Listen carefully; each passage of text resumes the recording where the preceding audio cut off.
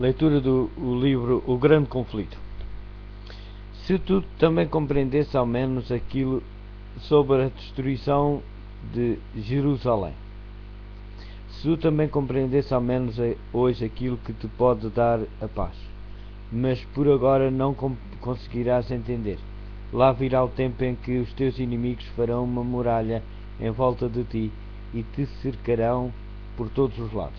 Hão de deitar-te por terra e matar os teus habitantes, e não deixarão em ti pedra sobre outra, porque não reconhecestes o tempo em que Deus te veio salvar. Lucas capítulo 19, versículo 42 a 44.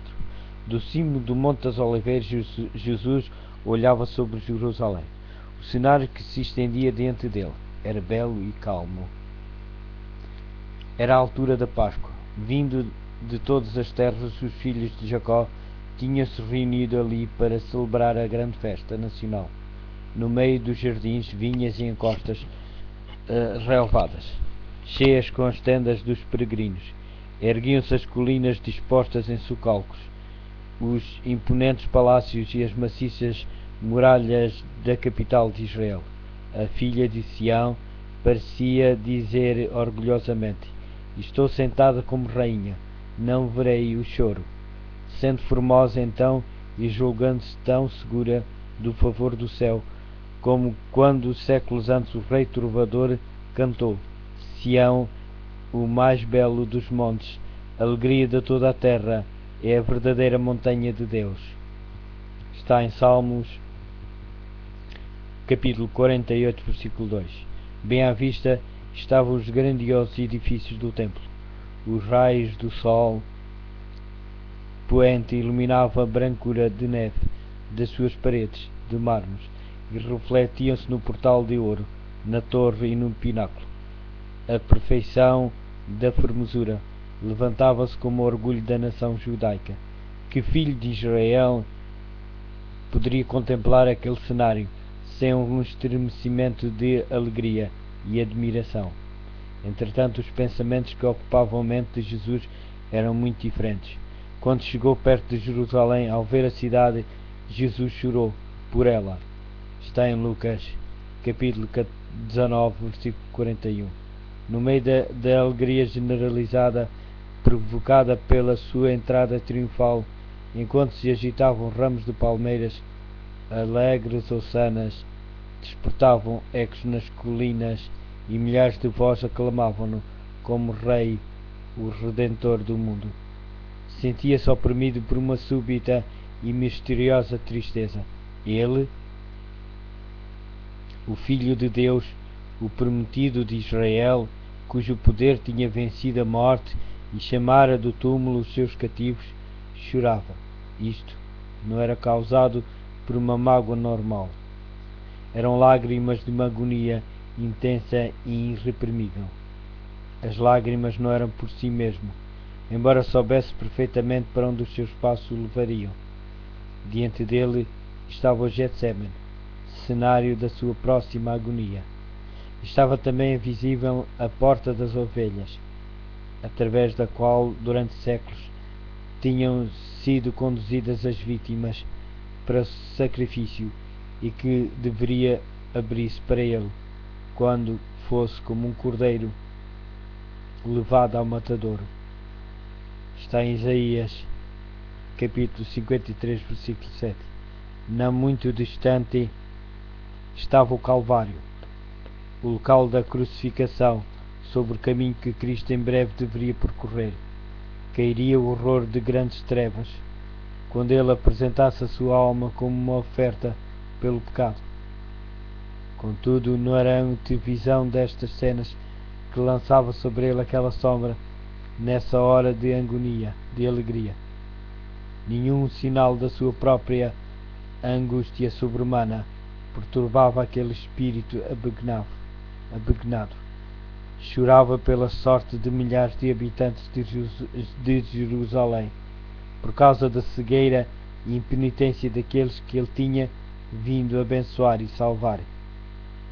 A história de mais de 1000 anos do favor especial de Deus e do seu cuidado protetor demonstrados ao povo escolhido, estava diante dos olhos de Jesus. Ali estava o Monte Moriah, onde o filho da promessa, como vítima submissa, tinha sido colocado no altar, símbolo da oferta do Filho de Deus. Ali o pacto de bênçãos e a gloriosa promessa messiânica tinham sido confirmados ao Pai dos crentes. Ali as chamas do sacrifício que subiam ao céu da era de Orná.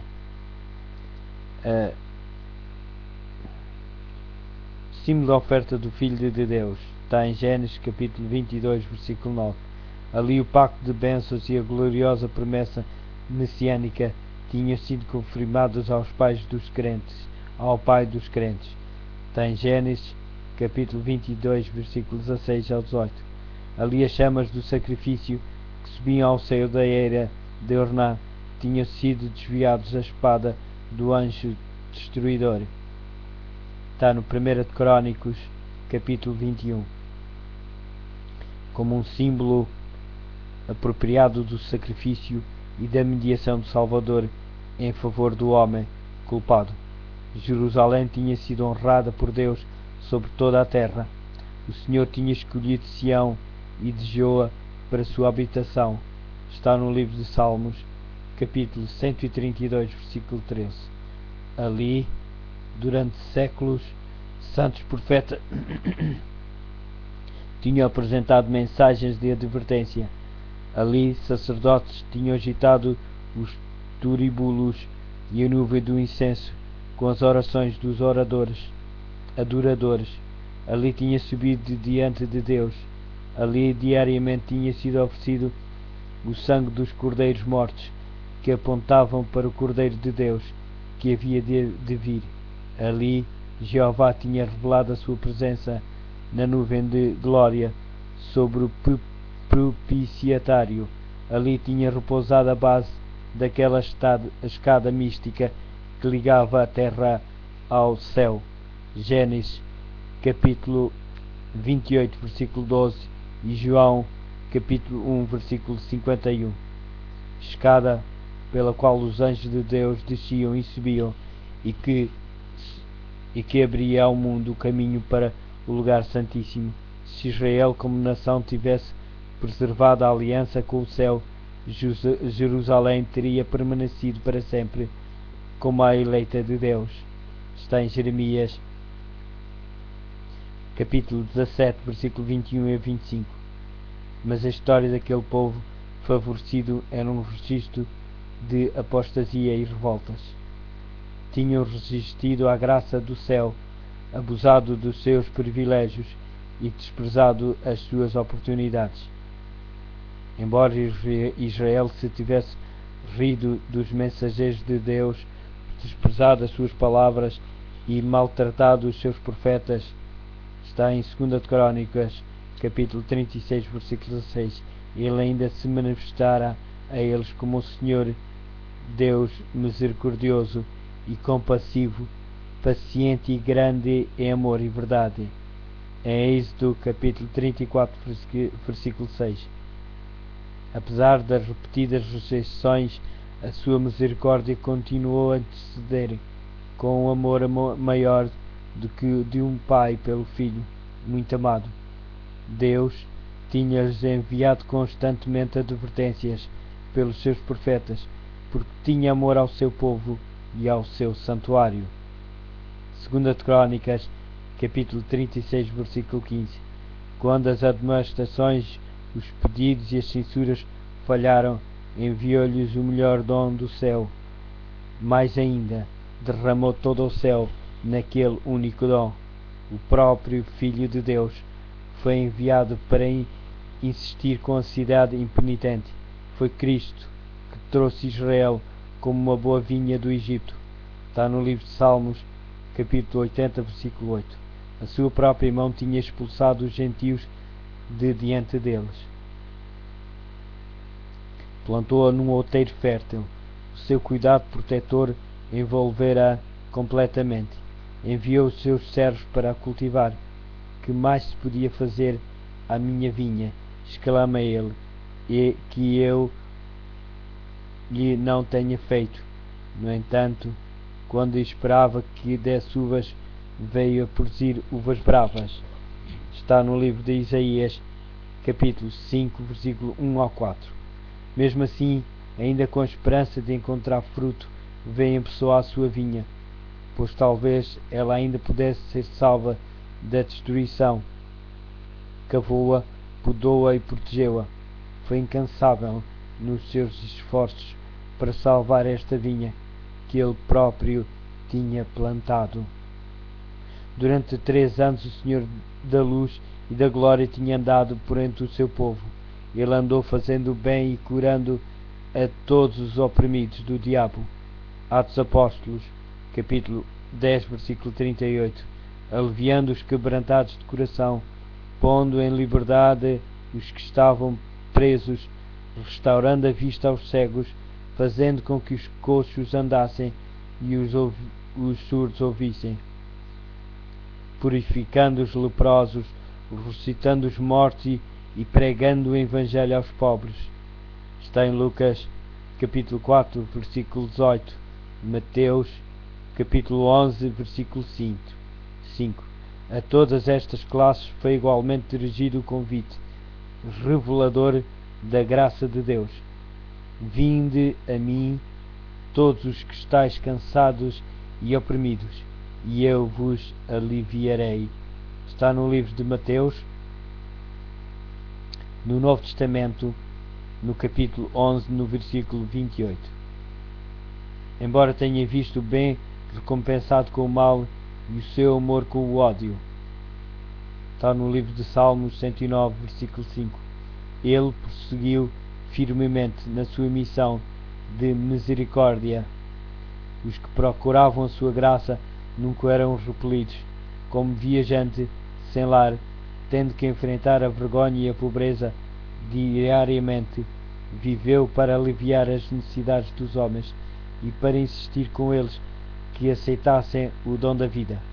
As ondas de misericórdia, repelidas por aqueles corações obstinados, retornavam numa vaga mais forte de terno e inexprimível amor.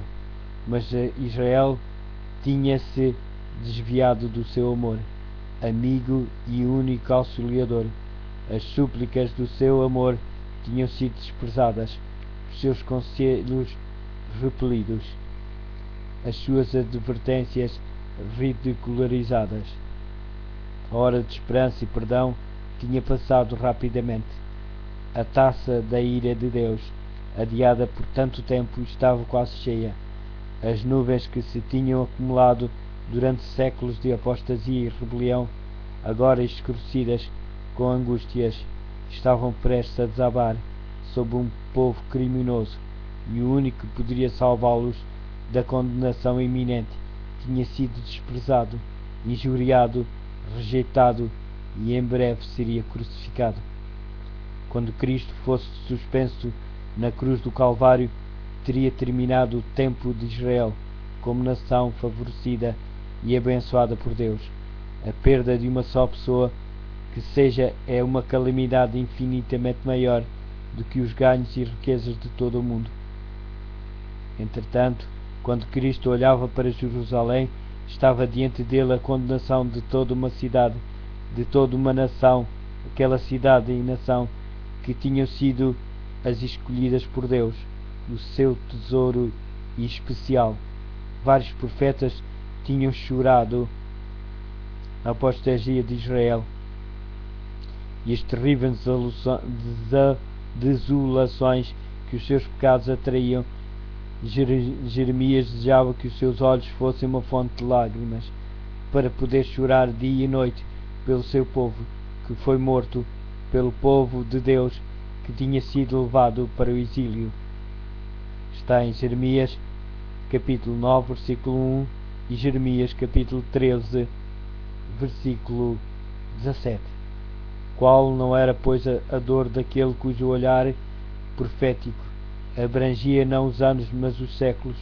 Ele viu o anjo destruidor com a espada levantada contra a cidade que durante tanto tempo tinha sido a morada de Deus.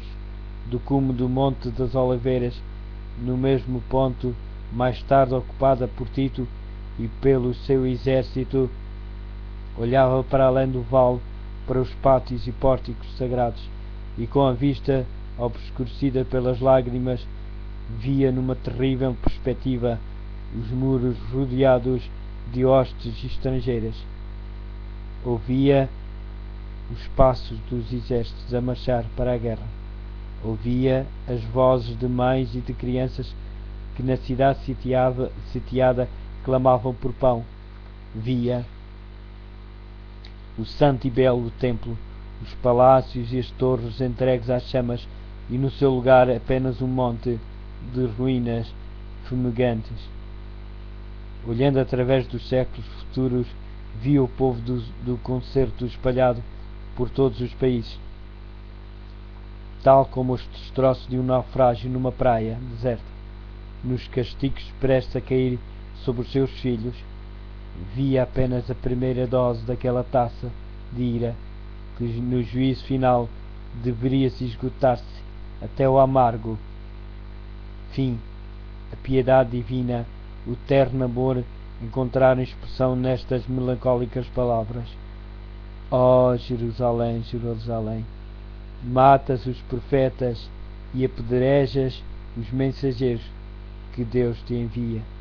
Quantas vezes eu quis juntar os teus habitantes, como a galinha junta os pintainhos debaixo das asas, mas tu não quisestes. Se tivesses compreendido, como nação favorecida acima de todas as outras, o tempo em que Deus te veio salvar e aquilo que te pode dar a paz, tenho reprimido o anjo da justiça, tenho-te convidado ao arrependimento, mas em vão. Não é meramente a servos, enviados e profetas que tens repelido e rejeitado, mas ao Santo de Israel, o teu Redentor. Se és destruída, tu unicamente és a responsável. E apesar disso, vocês não querem seguir-me para terem a vida eterna.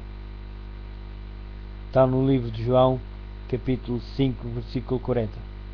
Cristo viu em Jerusalém um símbolo do mundo, endurecido na incredulidade e rebelião, e caminhando rapidamente ao encontro dos juízos punitivos de Deus, as tribulações de uma raça caída, a oprimirem a sua alma, arrancavam dos seus lábios aquele clamor extremamente amargo. Viu a história do pecado marcado na miséria humana, nas lágrimas e no sangue. O seu coração encheu-se de infinita compaixão pelos aflitos e sofredores da terra. Ansiava poder aliviar a todos. Contudo, mesmo a sua mão não poderia impedir ondas das desgraças humanas. Poucos procurariam a sua única fonte de auxílio. Ele estava disposto a derramar a alma na morte para colocar a salvação ao seu alcance. Poucos, porém, iriam até ele para procurarem ter vida. A majestade dos céus a chorar, o Filho do infinito Deus, com o espírito perturbado, curvado pela angústia. Esta cena comoveu todo o céu. Ela revela-nos a imensa malignidade do pecado. Mostra como é árdua, mesmo para o poder infinito, a tarefa de salvar o culpado das consequências da transgressão da lei de Deus.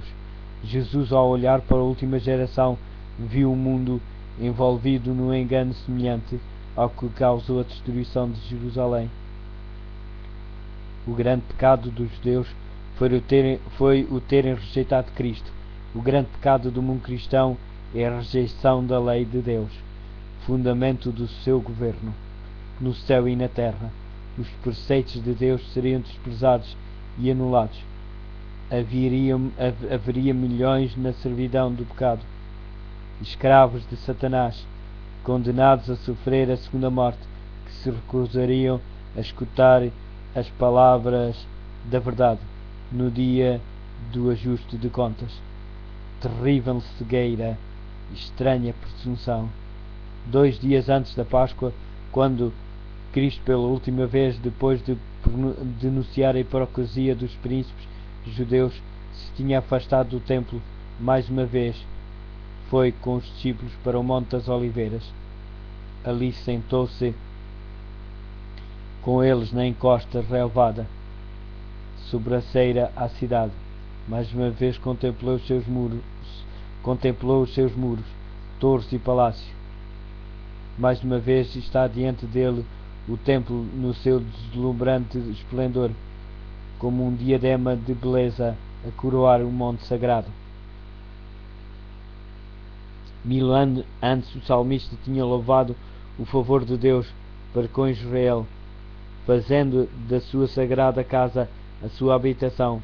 Em Salém está o seu tabernáculo e a sua morada em Sião. Salmo 76, versículo 2.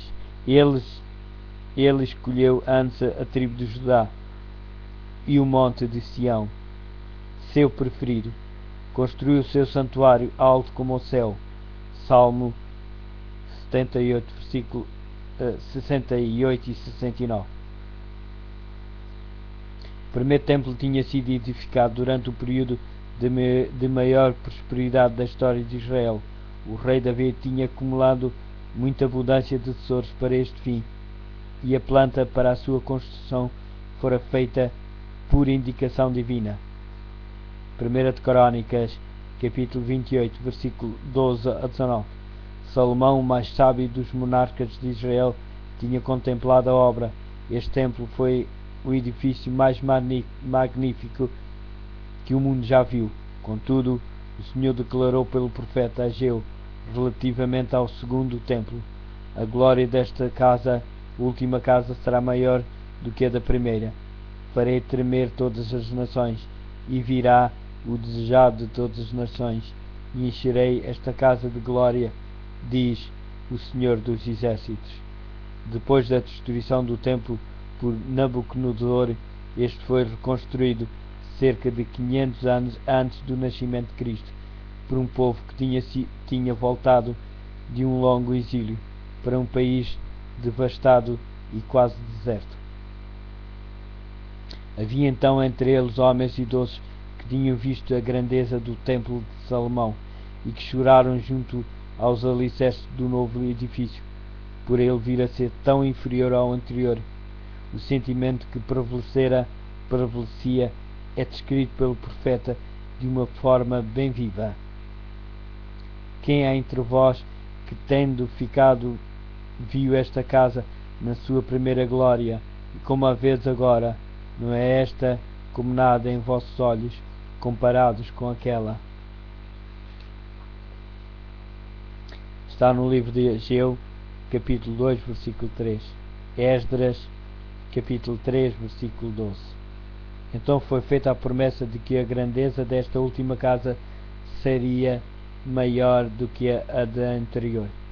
Mas o segundo templo não teve o mesmo esplendor do primeiro, nem a sua consagração foi acompanhada pelos visíveis sinais da presença divina que a primeira tinha tido. Não houve uma manifestação de poder sobrenatural para assinalar a sua dedicação. Não foi visto nenhuma nuvem de glória a encher o santuário recém-construído. Não desceu nenhum fogo do céu para consumir o sacrifício sobre o altar. O Shekinah já não habita entre os querubins no lugar santíssimo. A arca, o propiciatário e as tábuas do testemunho nunca mais lá estariam.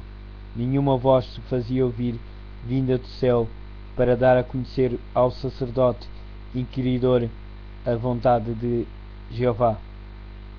Durante séculos, os judeus tinham se esforçado em vão por mostrar que a promessa de Deus feita por Ageu se tinha cumprido.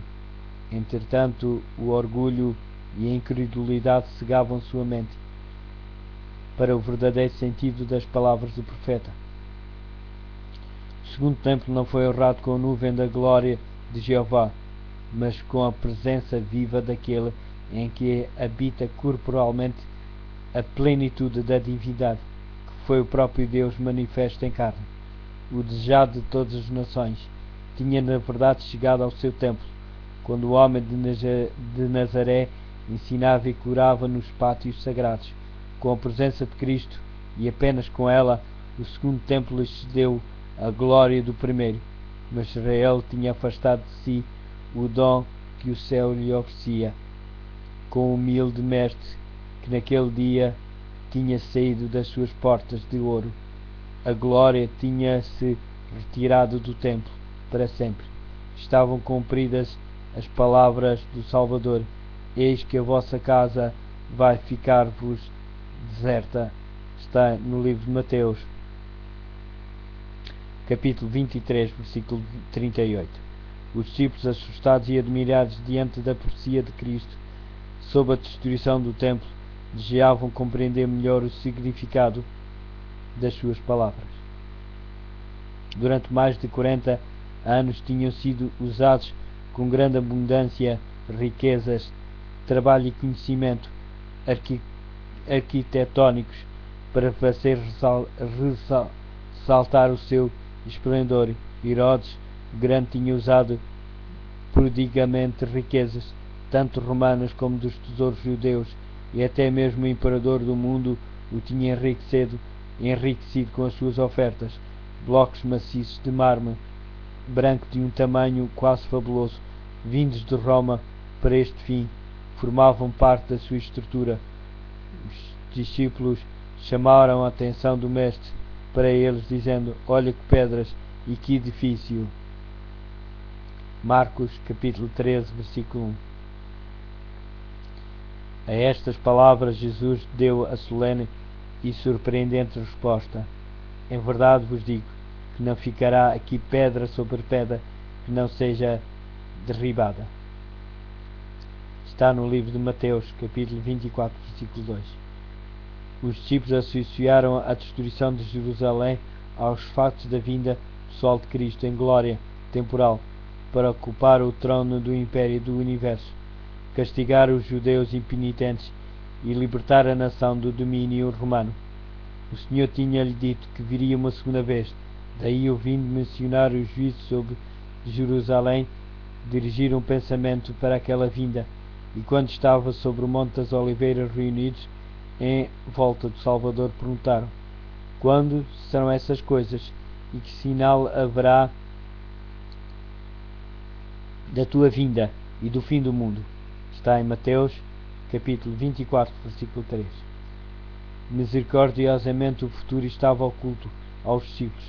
Se naquela ocasião tivessem compreendido perfeitamente os dois terríveis factos, os sofrimentos e morte do Redentor e a destruição da sua cidade e templo, teriam ficado dominados pelo terror. Cristo apresentou diante deles um esboço dos importantes acontecimentos que deveriam ocorrer antes do fim do tempo. As suas palavras não foram perfeitamente entendidas nesse momento, mas o seu significado ser-lhes revelado quando o seu povo necessitasse da instrução que elas continham. A profecia que Jesus proferiu tinha um duplo sentido. Ao mesmo tempo que falava da destruição de Jerusalém, representava igualmente os terrores do último grande dia.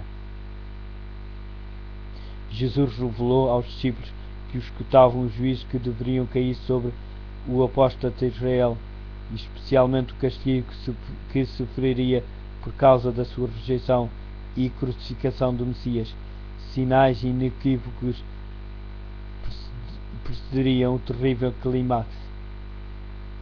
A hora temida viria, súbita e rapidamente, e o Salvador advertiu os seus seguidores, dizendo: quando virem no lugar santo o horror mudando de que falou o profeta Daniel, quem lê isto procura entender.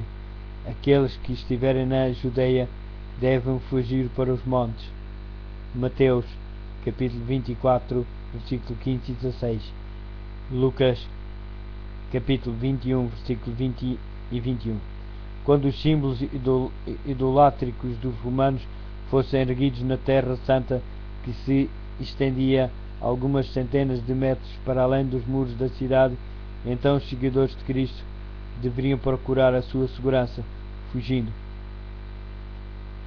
Quando vissem o sinal de aviso, os que quisessem escapar não deveriam demorar-se por toda a Judeia, assim como em Jerusalém. O sinal para a fuga deveria ser imediatamente obedecido. Aquele que por acaso estivesse no telhado não deveria ir a casa, mesmo que fosse para salvar os tesouros mais valiosos. Os que estivessem a trabalhar nos campos ou nas vinhas não deveriam perder tempo em voltar para apanhar a roupa exterior que tinham tirado enquanto estavam sob o calor do dia. Não deveriam hesitar um instante para não serem apanhados pela destruição geral. No reinado de Herodes, Jerusalém não só tinha sido grandemente embelezada, como com a construção de torres, muralhas e fortalezas, a acrescentar à força natural da sua posição, se tinha tornado aparentemente inexpugnável. Quem quer que nesse tempo tivesse publicamente predito a sua destruição teria sido chamado, como Noé na sua época, doido, alarmista. Mas Cristo dissera: o céu e a terra passarão, mas as minhas palavras não hão de passar. Está em Mateus capítulo 24, versículo 35.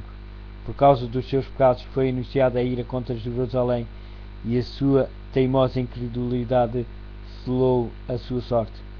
O Senhor tinha declarado pelo profeta Miqueias: ouçam bem agora, governantes e chefes de Israel. Vocês odeiam a justiça e torcem tudo o que está direito. Edificam Jerusalém, a cidade do monte de Sião, sob o crime e a injustiça. Os magistrados deixam-se subornar para darem sentenças injustas. Os sacerdotes só ensinam por dinheiro, e os profetas vendem as suas previsões. Alegam que o Senhor os apoia e dizem: o Senhor está conosco, nada de mal nos há de acontecer. Está em Miqueias capítulo 3, versículo 9 a 11. Estas palavras descreviam fielmente os habitantes de Jerusalém, corruptos e cheios de justiça própria. Embora pretendessem observar rigorosamente os preceitos da lei de Deus, estavam a transgredir todos esses princípios. Odiavam Cristo, porque a sua pureza e santidade revelavam sua própria iniquidade, e acusavam-no de ser da causa de todas as angústias que tinham vindo sobre eles em consequência dos seus pecados. Apesar de saberem que ele não tinha pecado, afirmaram que a sua morte era necessária para a sua segurança como nação. Se o deixarmos assim, disseram os chefes dos judeus, todos crerão nele e virão os romanos e tirar-nos-ão o nosso lugar e a nação. Está no livro de João, capítulo 11, versículo 48. Se Cristo fosse sacrificado, eles poderiam uma vez mais tornar-se num povo forte, unido. Era desta maneira que raciocinavam e concordavam com a decisão do seu sumo sacerdote de que seria melhor morrer um homem do que parecer toda a nação. Assim os dirigentes judeus edificaram Sião com sangue e Jerusalém com injustiça. Está em Miqueias capítulo 3, versículo 10. E além disso, ao mesmo tempo que mataram o seu Salvador, porque reprovavam os seus pecados, a sua justiça própria era tal que se consideravam como o povo favorecido de Deus, e esperavam que o Senhor os livrasse dos inimigos. Pois vossa culpa, continuou o profeta, Jerusalém vai ficar como um campo lavrado, será reduzida a um montão de ruínas, e o monte do templo ficará coberto de arbustos. Miqueias capítulo 3, versículo 12. Durante quase 40 anos depois da condenação de Jerusalém ter sido pronunciado pelo próprio Cristo, o Senhor atrasou os seus juízos sobre a cidade e a nação. A longanimidade de Deus para com os que rejeitaram o seu evangelho e assassinaram o seu filho. Foi maravilhosa a parábola da árvore infrutífera. Representava a forma de Deus lidar com a nação judaica. Fora dada a ordem: corta, porque ocupa ainda a terra inutilmente. Lucas capítulo 13, versículo 7. Mas a misericórdia divina poupara durante um pouco mais de tempo. Havia ainda muitos entre os judeus que não conheciam o caráter e a obra de Cristo, e os filhos não tinham tido as oportunidades nem recebido a luz que os seus pais tinham desprezado.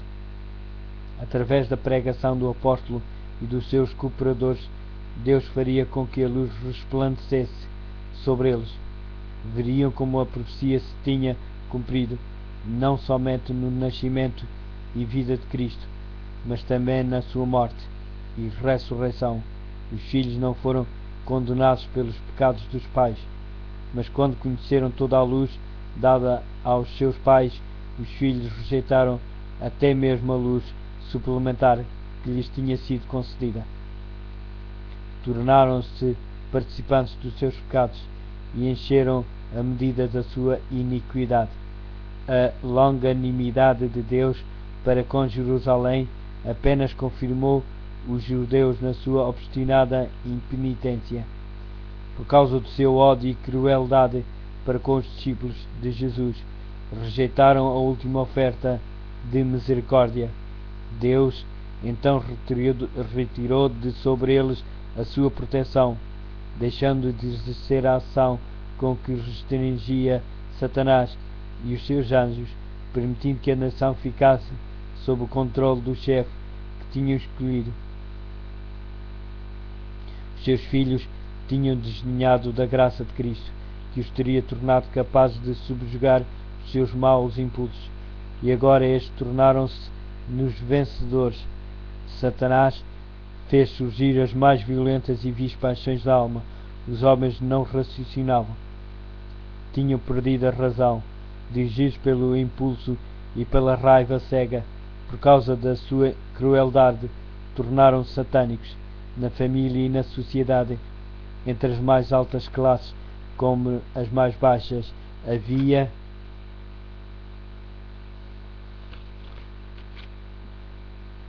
suspeita, inveja, ódio, discórdia, rebelião, assassínio. Não havia segurança em parte alguma. Amigos e familiares traíam-se uns aos outros. Pais matavam os filhos e filhos os pais. Os príncipes do povo não conseguiam dominar-se a si mesmos. Paixões desenfreadas tornavam-nos tiranos. Os judeus tinham aceito um falso testemunho para condenar o inocente Filho de Deus. Agora as falsas acusações tornavam insegura a sua própria vida. Pelas suas ações, durante muito tempo, tinham estado a dizer que o Santo Israel não nos aborreça mais. Está em Isaías capítulo 30, versículo 11. Agora o seu desejo foi satisfeito. O temor de Deus nunca mais os perturbaria. Satanás encontrava-se à frente da nação e as mais altas autoridades civis e religiosas estavam sob o seu domínio. Por vezes os chefes das fações em luta uniam-se para saquear e torturar as suas desgraçadas vítimas, e logo a seguir lutavam entre si, causando uma matança impiedosa. Mesmo a santidade do templo não refriava a sua horrível ferocidade. Os adoradores eram assassinados diante do altar e o santuário contaminava-se com os corpos dos mortos. No entanto, na sua cega e blasfema presunção, os instigadores desta obra infernal declaravam publicamente que não tinham medo de que Jerusalém fosse destruída, pois ela era a própria cidade de Deus, para estabelecer mais firmemente o seu poder. Subornaram profetas falsos para proclamar, até mesmo quando as legiões romanas já estavam a sitiar o templo, que o povo devia aguardar que Deus o libertasse. Afinal, as multidões agarraram-se firmemente à crença de que o Altíssimo interviria para derrotar os seus adversários. Israel,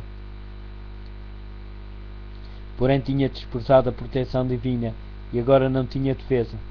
Infeliz Jerusalém, que estava fragmentada por dissensões internas, com as suas ruas tingidas com o vermelho do sangue dos seus filhos, que se tinham matado uns aos outros, enquanto exércitos estrangeiros hostis derrubavam as suas fortificações e matavam os seus homens de guerra. Todas as predições feitas por Cristo relativas à destruição de Jerusalém se cumpriram à letra. Os judeus experimentaram a verdade das suas palavras de advertência. Com a medida com que tiveres medido, vos hão de medir a vós. Apareceram sinais e prodígios que pronunciavam desastres e condenações. Ao meio da meia-noite, uma luz sobrenatural brilhou sobre o templo e o altar sobre as nuvens.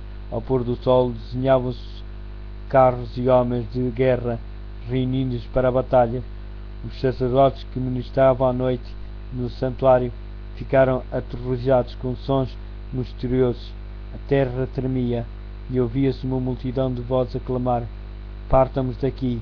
A grande porta oriental, que era tão pesada que dificilmente podia ser fechada por uns 20 homens e que estava segura por imensas barras de ferro fixadas profundamente no chão de pedra sólida, abriu-se à meia-noite, independentemente de qualquer agente visível.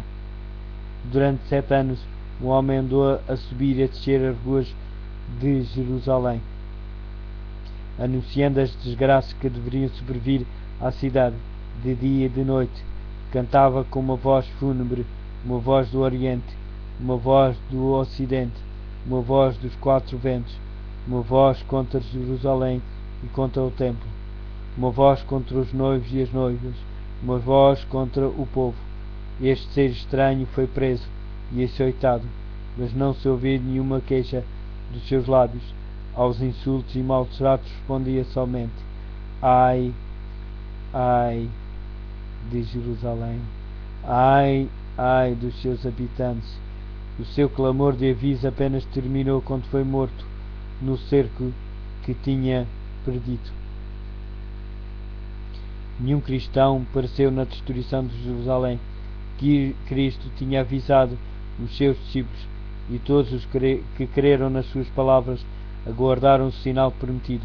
Quando viram Jerusalém cercada por exércitos, disse Jesus: ficarão a saber que não tardará a ser destruída. Nessa altura, aqueles que estiverem na Judeia devem fugir para os montes. Os que estiverem dentro da cidade devem sair dela. Está em Lucas, capítulo 21, versículo 20 e 21. Depois dos romanos, comandados por Sestio, terem cercado a cidade, inesperadamente levantaram o cerco, quando tudo parecia favorável a um ataque imediato. Os sitiados, perdendo a esperança de poder resistir, estavam quase a entregar-se, quando o general romano retirou as suas forças sem a mínima razão aparente. Entretanto, a misericordiosa providência de Deus dirigia os acontecimentos para o bem do seu próprio povo. O sinal prometido fora dado aos cristãos atentos, e agora todos tiveram oportunidade para obedecer aos avisos do Salvador. Os acontecimentos foram encaminhados de tal maneira que nem judeus nem romanos impediriam a fuga dos cristãos. Com a retirada de Sestio, os judeus, fazendo uma investida a partir de Jerusalém, foram a calço do seu exército, que se afastava. E enquanto ambas as forças estavam assim completamente empenhadas na luta, os cristãos tiveram a possibilidade de deixar a cidade. Entretanto, o território também estava livre de inimigos, que podiam ter feito algum esforço para interceptar a sua passagem. Na ocasião do cerco, os judeus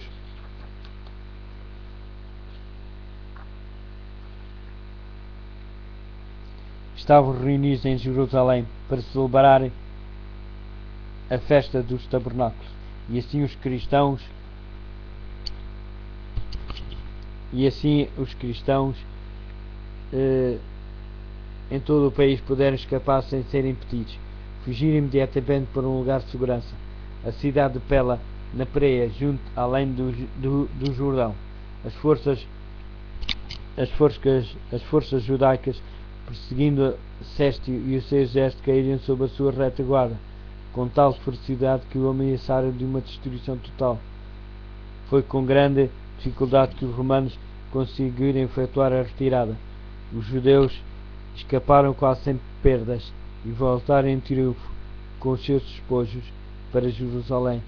No entanto, este aparente êxito apenas lhes trouxe maiores problemas e inspirou-os com aquele espírito de obstinada resistência aos romanos, que rapidamente trouxe uma indescritível desgraça sobre a cidade condenada. As calamidades que caíram sobre Jerusalém quando o cerco foi reassumido por Tito foram terríveis. A cidade foi assaltada na ocasião da Páscoa, quando milhões de judeus estavam reunidos dentro dos seus muros. As suas reservas de víveres, que se tivessem sido cuidadosamente preservadas, teriam suprimido os habitantes durante anos. Tinham sido previamente destruídas pela rivalidade e vingança das fações em contenda, e agora todos sentiram os horrores da morte pela fome. Uma medida de trigo era vendida por um talento. As consequências da fome eram tão atrozes que havia homens que roíam o couro dos seus cinturões e sandálias e os revestimentos dos seus escudos. Muitas pessoas saíam da cidade à noite, furtivamente, para apanhar plantas silvestres que cresciam fora dos muros da cidade. Apesar de serem agarradas e mortas com severas torturas, muitas vezes aos que conseguiam voltar era-lhes roubado aquilo que tinham apanhado sob tão grande perigo. As torturas mais humanas eram praticadas pelos que estavam no poder para extorquir do povo atingido pela necessidade os últimos e escassos suprimentos que poderiam ter escondidos, e estas crueldades eram frequentemente praticadas por homens que estavam bem alimentados, mas que desejavam acumular um depósito de provisões para o futuro. Milhares morreram por causa da fome e da peste. A afeição natural parecia ter desaparecido. Maridos roubavam comida das suas mulheres e estas a dos seus maridos. Viam-se filhos tirar o alimento da boca dos seus pais idosos. A pergunta do profeta: pode uma mulher esquecer-se tanto do seu filho que cria? Está em Isaías capítulo 49, versículo 15. Recebeu dentro dos muros da cidade condenada a resposta. As mães chegaram ao ponto de cozer os próprios filhos para deles se alimentarem, apesar de muito amor que lhes tinham.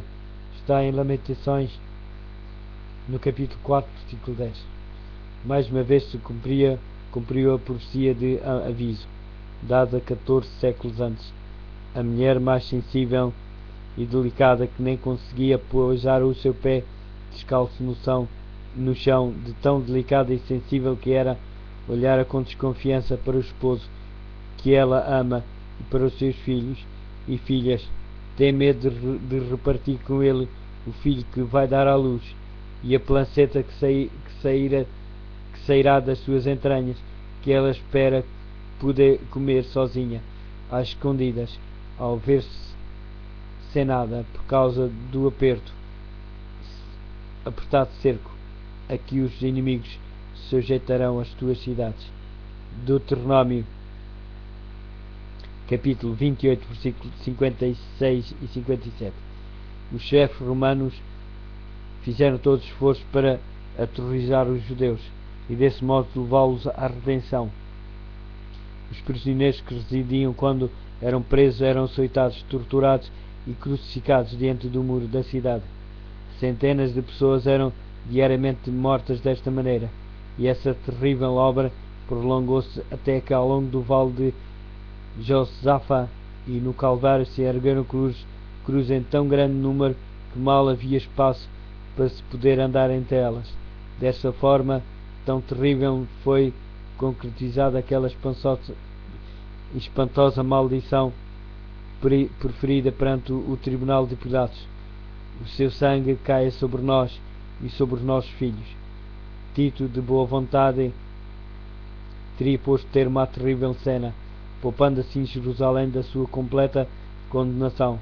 Ficava aterrorizado a ver os corpos que jaziam amontoados nos vales, como se estivessem em instância. Ele olhava do cimo do Monte das Oliveiras para o magnífico templo e deu ordem para que não se tocasse em nenhuma das suas pedras. Antes de tentar conquistar esta fortaleza, fez um ardente apelo aos chefes judeus para não forçarem a profanar com sangue o lugar sagrado. Se saíssem a combater e combatessem noutro lugar, nenhum romano violaria a santidade do templo. O próprio Josefo, com um apelo eloquentíssimo, suplicou que se rendessem para se salvarem a si, à sua cidade, ao seu lugar de culto. As suas palavras, porém, tiveram como resposta amargas maldições. Foram tirados dardos contra ele, seu último mediador humano, enquanto persistia em insistir com eles. Os judeus tinham rejeitado as súplicas do Filho de Deus, e agora as advertências e rogos apenas os tornavam mais decididos a resistir até à última consequência. Os esforços de Tito para salvar o templo foram nulos. Alguém maior do que ele tinha dito que não ficaria pedra sobre pedra. A cega obstinação dos chefes dos judeus e os abomináveis crimes cometidos dentro da cidade sitiada provocavam o horror e a indignação dos romanos, e Tito finalmente decidiu-se a tomar de assalto o templo. Resolveu, contudo, que se fosse possível, este deveria ser salvo da destruição, mas as suas ordens foram ignoradas. Depois de ter retirado à noite para a sua tenda, os judeus, saindo repentinamente do templo, atacaram os soldados. Na luta, um soldado arremessou um facho através de uma abertura do pórtico. Imediatamente as salas revestidas de madeira de cedro em redor da casa sagrada incendiaram-se. Tito precipitou-se para o local seguido dos seus generais e legionários e ordenou aos soldados que apagassem as chamas, mas as suas palavras não foram atendidas. Furiosos, os soldados lançaram tochas ardentes nas salas contínuas ao templo e com a espada assassinavam em grande número os que ali se tinham refugiado. O sangue corria como água pelas escadas do templo. Milhares de judeus foram mortos. Por cima do ruído da batalha, ouviam-se vozes a gritar: Icabode, foi-se a glória. Tito, sentindo que era impossível suster a fúria da soldadez, entrou com os seus oficiais e examinou o interior do edifício sagrado. Ficou admirado com o seu esplendor, e como as chamas ainda não tinham penetrado no lugar santo, fez um último esforço para o salvar. Para isso, mais uma vez, colocou-se diante deles e repentinamente exortou os soldados a deterem o incêndio. O centurião liberal esforçou-se por impor obediência ao seu Estado-Maior, mas o respeito pelo imperador deu lugar a uma animosidade feroz contra os judeus. Feroz excitação na batalha e a esperança insaciável em saquear. Os soldados viam tudo à sua volta e resplendor por causa do ouro que brilhava deslumbrantemente à luz sinistra das chamas. Supunha que havia acumulado no santuário incalculáveis tesouros. Um soldado, sem ser visto, atirou uma tocha acesa por entre as dobradiças da porta e repentinamente todo o edifício ficou em chamas. O denso fumo e o fogo obrigaram os oficiais a retirar-se e o nobre edifício foi abandonado à sua sorte. Se era um espetáculo pavoroso para os romanos, o que seria para os judeus? Todo o alto da colina que dominava a cidade ardia como um vulcão. uns após outros, os edifícios caíram com tremendo fragor e foram absorvidos pelo abismo do fogo. Os tectos de sede pareciam lençóis de fogo. Os pináculos dourados resplandeciam com pontas de luz vermelha.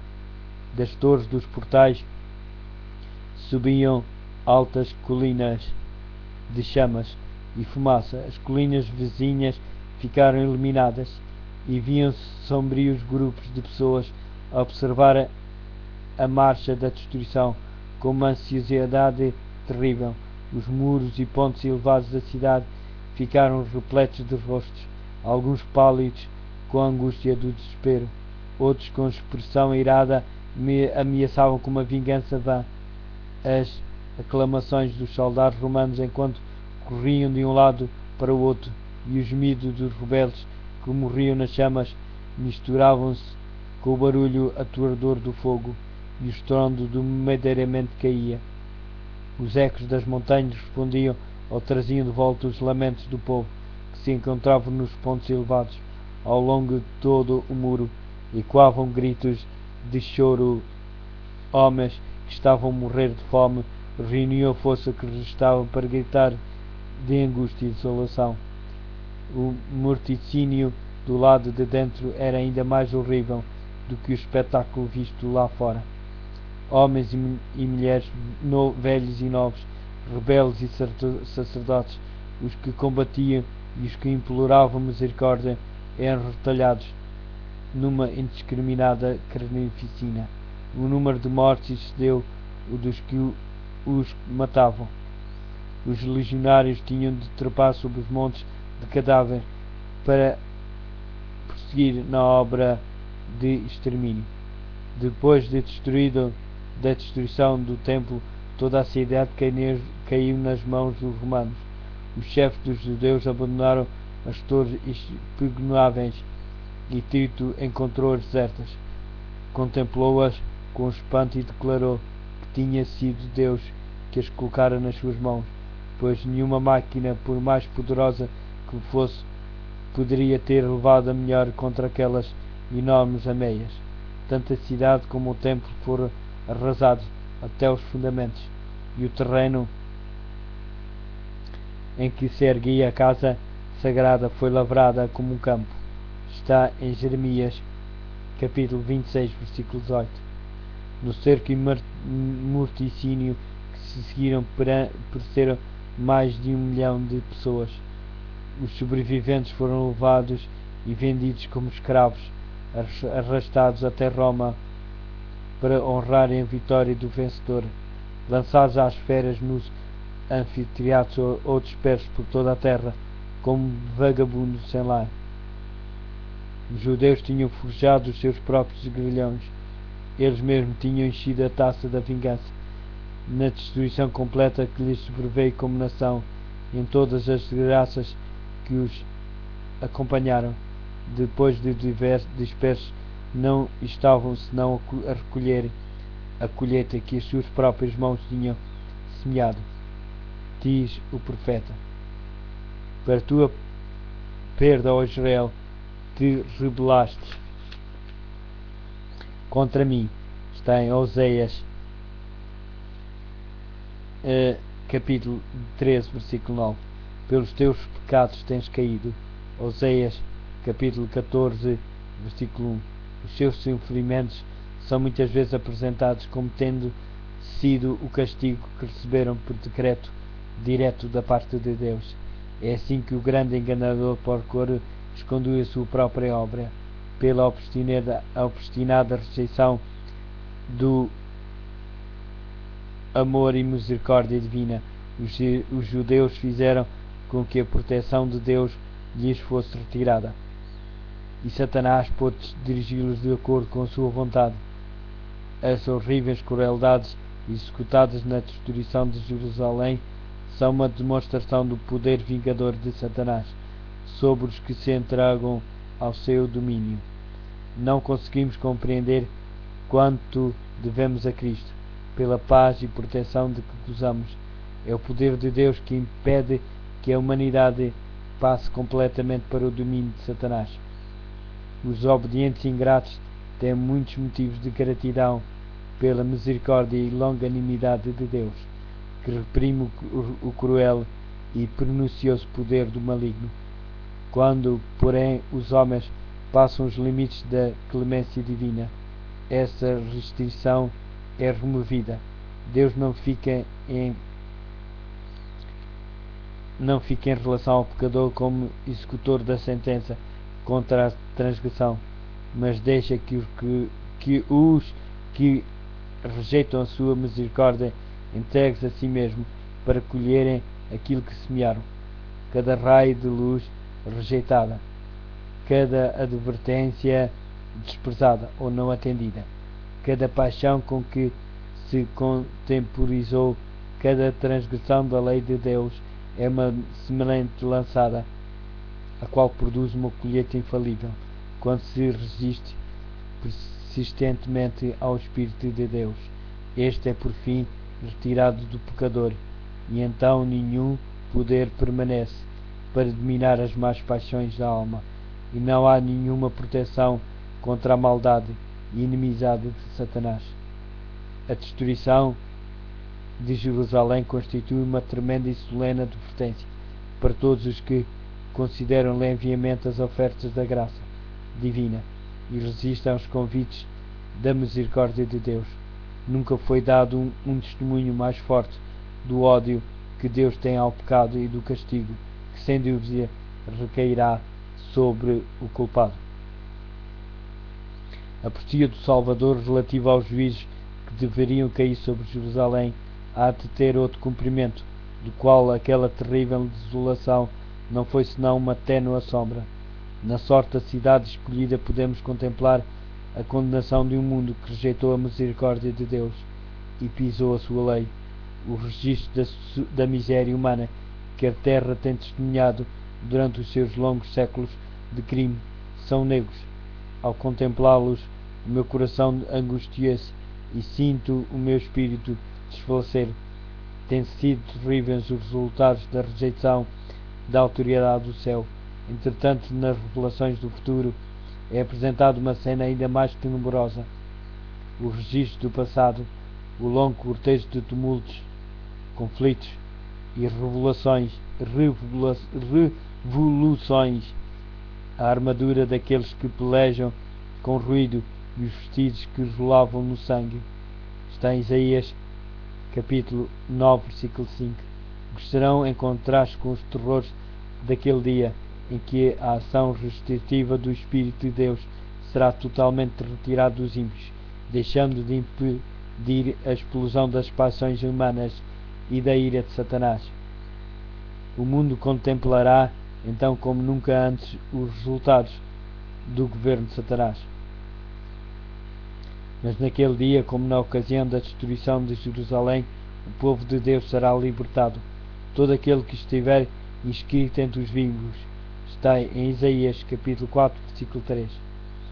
Cristo declarou que virá uma segunda vez para juntar a si os seus fiéis, e todos os povos da terra hão de romper em choro, e verão o Filho do Homem que vem sobre as nuvens com poder e grande glória.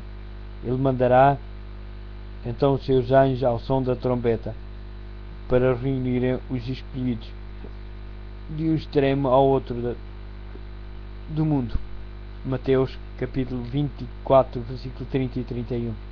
Então todos os que não obedeceram ao Evangelho serão consumidos com o sopro da sua boca e serão destruídos com o esplendor da sua vinda. 2 Tessalonicenses capítulo 2, versículo 8.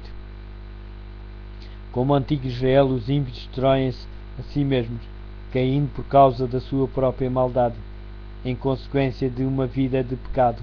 Colocaram-se tão longe da harmonia com Deus, a sua natureza tornou-se tão degradada com o mal que a manifestação da glória divina é para eles um fogo consumidor. Acautelem-se os homens, para que se não dê o caso de negligenciarem a lição que lhes é comunicada pelas palavras de Cristo, assim como ele preveniu os seus discípulos quanto à destruição de Jerusalém, dando-lhes um sinal da ruína que se aproximava, para se poderem escapar também advertiu o mundo quanto ao dia da destruição final, e deu-lhe sinais da sua aproximação, para que todos os que queiram possam fugir da ira futura. Declara Jesus: haverá sinais no sol e na lua e nas estrelas, e todas as nações da terra ficarão assustadas e aflitas e assustadas. Lucas capítulo 21, versículo 25. Mateus capítulo 24, versículo 29. Marcos capítulo 13, versículo 24 a 26. Apocalipse capítulo 6, versículo 12 a 17. Os que contemplavam estes pronúncios da sua vinda devem saber que o tempo está próximo. Mateus capítulo 24, versículo 33. Estejam, portanto, vigilantes. Marcos capítulo 13, versículo 35. São as suas palavras de advertência. Os que prestam atenção ao aviso não serão deixados em trevas, para que aquele dia os apanhe desprevenidos. Mas para os que não vigiarem, o dia do Senhor há de vir, como um ladrão pela calada da noite. 1 Tessalonicenses capítulo 5, versículo 2. O mundo não está hoje mais preparado para acreditar na mensagem para este tempo de que os judeus estiveram para receber o aviso do Salvador relativo a Jerusalém. Venha quando vier o dia do Senhor, virá de imprevisto para os ímpios, quando a vida estiver a seguir a sua rotina invariável, quando os homens estiverem absortos nos prazeres, negócios, comércio e ambição do lucro, quando os dirigentes do mundo religioso estiverem a agradecer o progresso e a sabedoria do mundo, e o povo estiver a ser embalado numa falsa segurança. Então, como o ladrão à meia-noite rouba a casa que não é guardada, assim sobrevirá a repentina destruição aos descuidadosos e ímpios, e não conseguirão escapar. Está na 1 de Tessalonicenses capítulo 5 e versículo 3. Isto foi o primeiro capítulo de O Grande Conflito. Fala sobre a destruição de Jerusalém. Continuação do bom dia. Obrigado pela vossa atenção, e que Deus realmente nos ajude a que estejamos prevenidos, o mundo não está mais preparado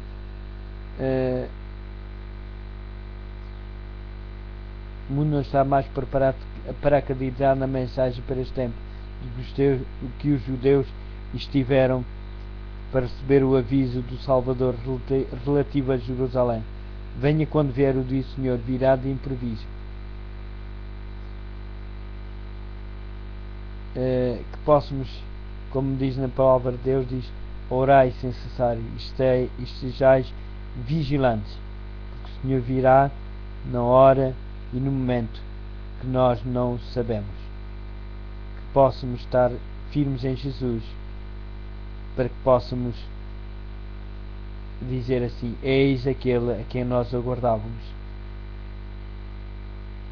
Que as nossas vidas estejam em conformidade com a sua palavra.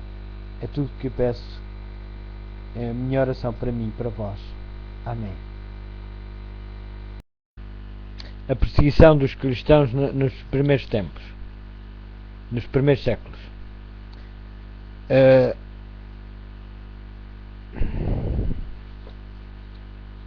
Estas perseguições iniciadas sob o governo de Nero, aproximadamente na época do martírio de Paulo, continuaram durante séculos, com maior ou menor fúria.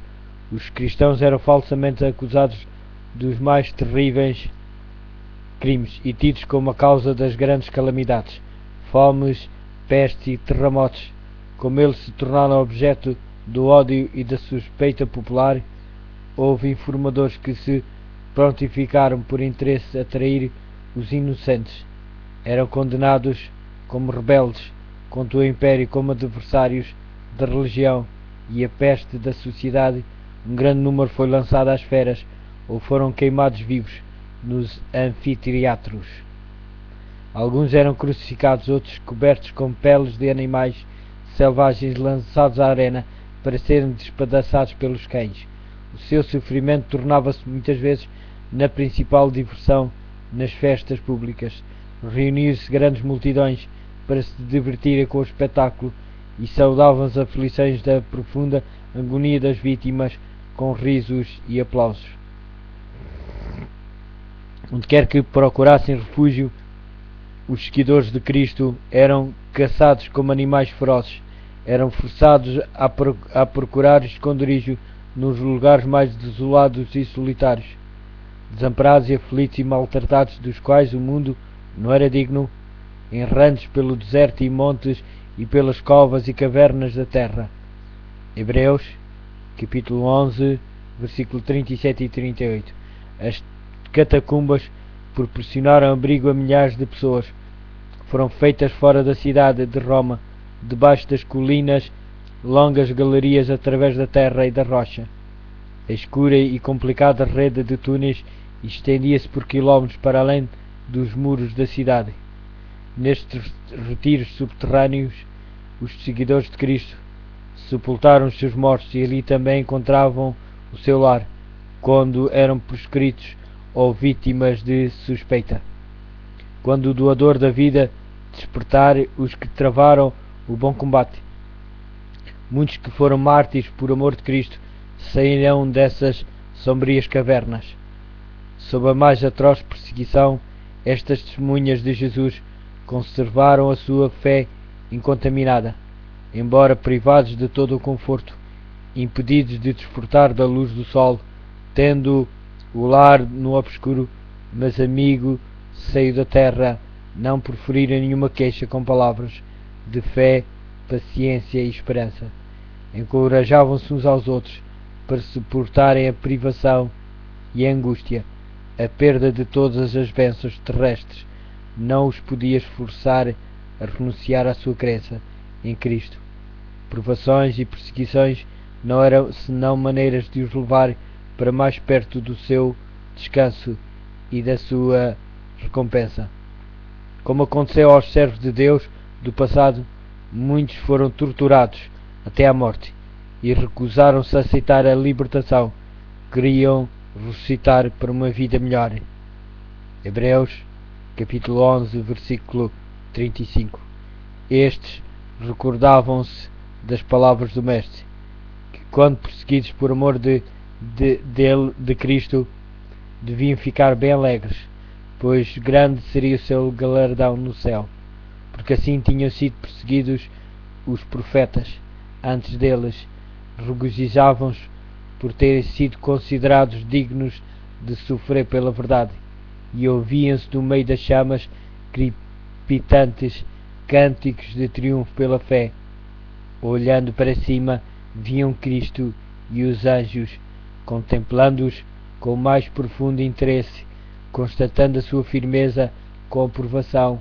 Uma voz vinha do trono de Deus, dizendo-lhes: "Sê fiel até a morte, e dar-te-ei a coroa da vida." Está em Apocalipse, Apocalipse capítulo 2, versículo 10. Os esforços de Satanás para destruir a Igreja de Cristo pela violência foram em vão. O grande conflito em que os discípulos de Jesus davam a vida não terminava. Quando estes fiéis porta-estandartes tombavam nos seus postos, com a sua derrota eram vencedores. Os obreiros de Deus eram mortos, mas a sua obra avançava com firmeza. O Evangelho continuava a espalhar-se e o número dos seus aderentes a aumentar. Penetrou em regiões que eram inacessíveis. Mesmo as águias romanas, disse um cristão disputando com os governadores pagãos que estavam a impulsionar a perseguição, podem matar-nos, torturar-nos, condenar-nos. A vossa injustiça é a prova de que somos inocentes, e a vossa crueldade não vos trará nenhuma vantagem. Não será senão um convite mais forte para levar outros à mesma convicção. Quanto mais somos ceifados por vós, tanto mais crescemos em número. o sangue dos cristãos é semente. Milhares eram postos presos e mortos, mas outros surgiam para ocupar os seus lugares, e os que eram martirizados pela fé tornavam-se propriedade de Cristo e eram considerados por ele como conquistadores. Tinham travado o bom combate e deveriam receber a coroa de glória quando Cristo viesse. Os sofrimentos suportados pelos cristãos tornavam-nos um com o seu Redentor.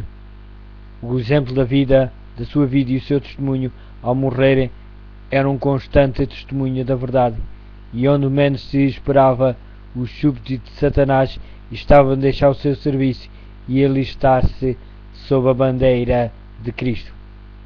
Por isso, Satanás fez os seus planos para lutar com mais êxito contra o governo de Deus, hasteando a sua bandeira na Igreja Cristã.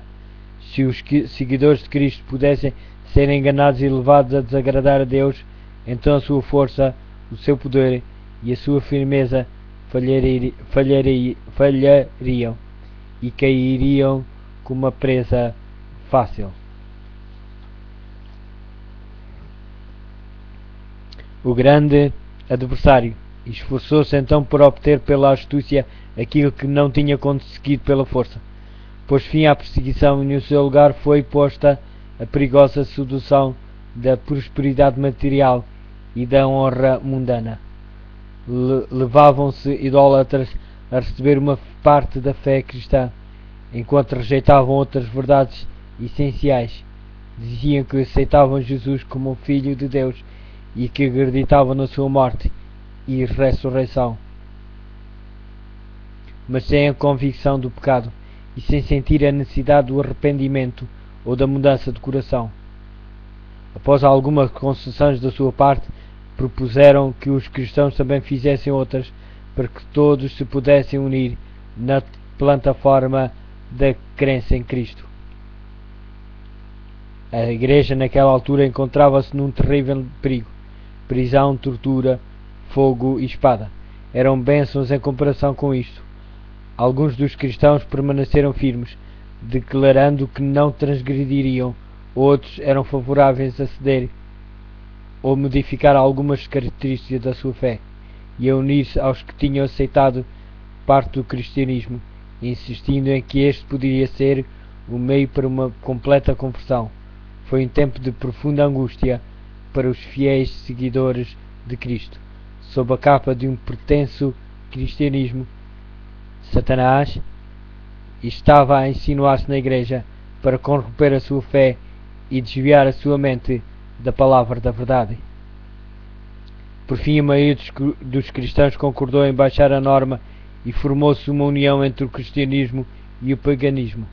Embora os adoradores de ídolos afirmassem estar convertidos e unidos à Igreja, permaneciam ligados à idolatria, mudando apenas os objetos do seu culto pelas imagens de Jesus e mesmo de Maria e dos santos.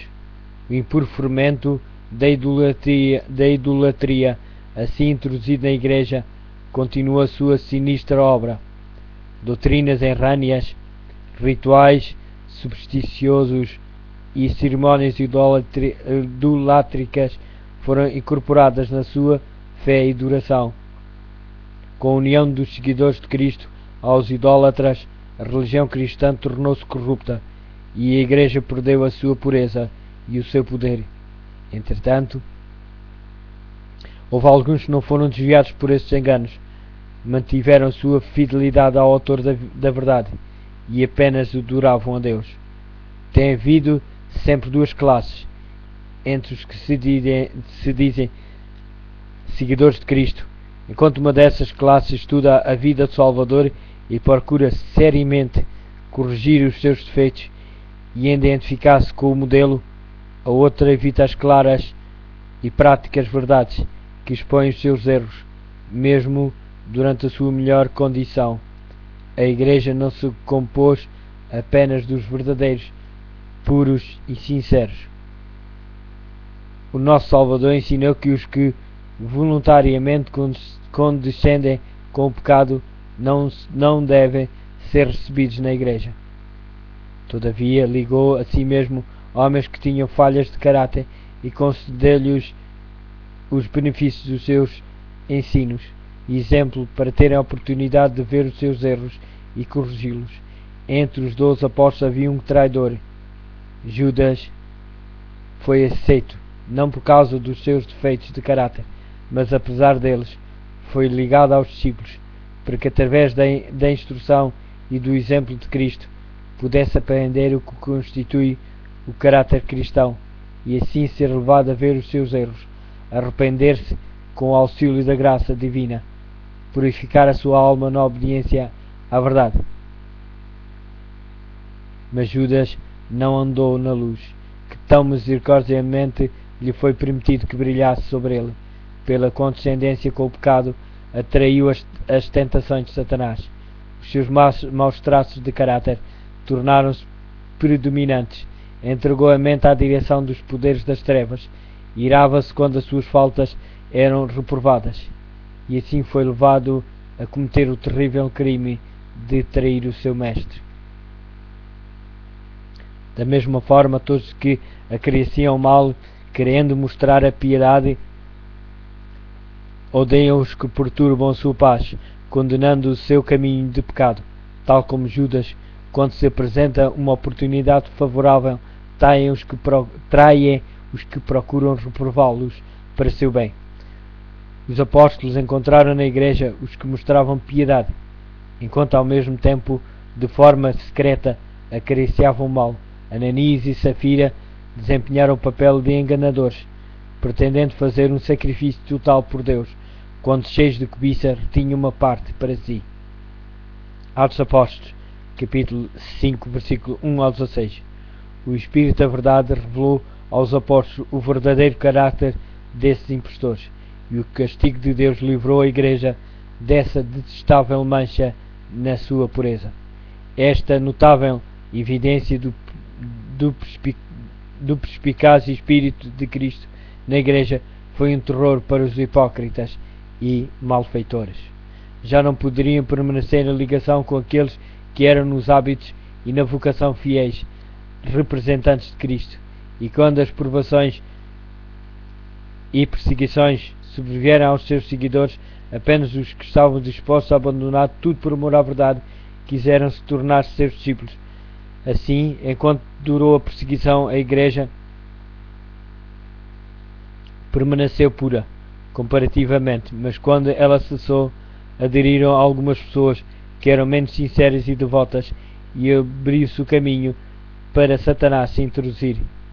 Mas não há união entre o príncipe da luz e o príncipe das trevas, e nenhuma complicidade poderá haver entre os seus seguidores quando os cristãos consentirem em unir-se àqueles que não estavam, senão meio convertidos do paganismo, enverdaram por um caminho que os levaria cada vez mais longe da verdade. Satanás exultou por ter conseguido enganar um tão grande número dos seguidores de Cristo. Levou então a seu poder e agir de modo mais completo sobre eles, e inspirou-os a perseguir aqueles que permaneceram fiéis a Deus. Ninguém compreendeu tão bem como se podia opor à verdadeira fé cristã como os que tinham sido seus defensores, e estes cristãos apóstatas, unindo-se aos companheiros semipagãos, dirigiram seus ataques contra as características mais importantes das doutrinas de Cristo. Foi necessária uma luta desesperada por parte daqueles que desejavam ser fiéis para ficar firmes contra os enganos e abominações que disfarçavam sob as vestes sacerdotais e que se introduziram na Igreja. A Escritura Sagrada não era aceita como uma norma de fé. A doutrina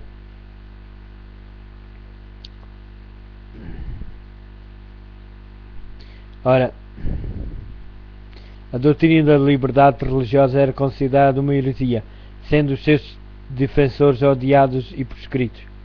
Depois de um longo e severo conflito, os poucos que permaneceram fiéis decidiram dissolver toda a união com as igrejas apóstatas, caso ela continuasse a recusar libertar-se da falsidade e da idolatria. Viram que se queriam obedecer à palavra de Deus, a separação era uma necessidade absoluta. Não ousavam tolerar erros fatais à sua própria alma.